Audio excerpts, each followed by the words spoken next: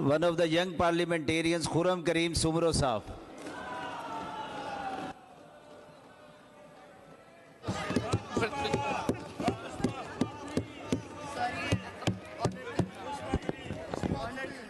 Honourable acting speaker साहब, मैं अपनी तकरीर शुरू करने से पहले आपकी बात से इत्तेफाक रखते हुए कि मेरा वाकई में पहला टेन्यूअर है और आपने जो मुझे आज अपने एक मशवरा दिया है, इंशाअल्लाह नेक्स्ट टाइम मैं उस पर अमल करने की पूरी कोशिश करूंगा और यहाँ पर अपने सीनियर से सीखने की हम कोशिश करेंगे।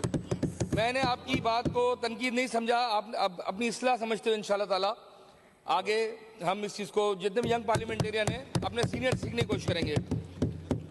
अब सर, मैं अपनी तकरीर का आगाज़ करने से पहले बिस्मिल्लाहिर्रहमानिर्रहीम, शुक्रिया एक्टिंग स्पीकर साहब कि आपने मुझे बजट 2025-26 से बात करने का मौका दिया। शेर व शायरी का दौर चला हुआ है तो मैंने भी सोचा एक शेर मैं भी लिख के ले आऊँ।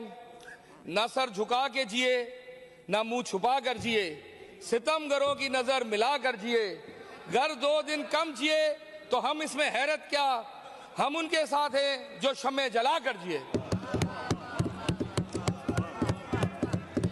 सर, मैं सबसे पहले अपनी पाक फौज को सलाम पेश करना चाहूँगा। जिस तरह हमारी आर्म फोर्सेस ने इंडिया का मुकाबला करते हुए इंडिया को लोहे के चने चबवाए और इंडियन आर्मी को या मोदी हुकूमत को उसके अज़ाइम में नाकाम बनाया, लेकिन सर ये जो आज हम दुश्मन मुल्कों की आंखों में आंखें डाल के बात करते हैं तो उसमें अगर कोई किरदार है, सबसे पहले हमें उस शख्स को याद करना चाहिए जिसने कहा था हम घास खाएंगे पर एटम बम बनाएंगे।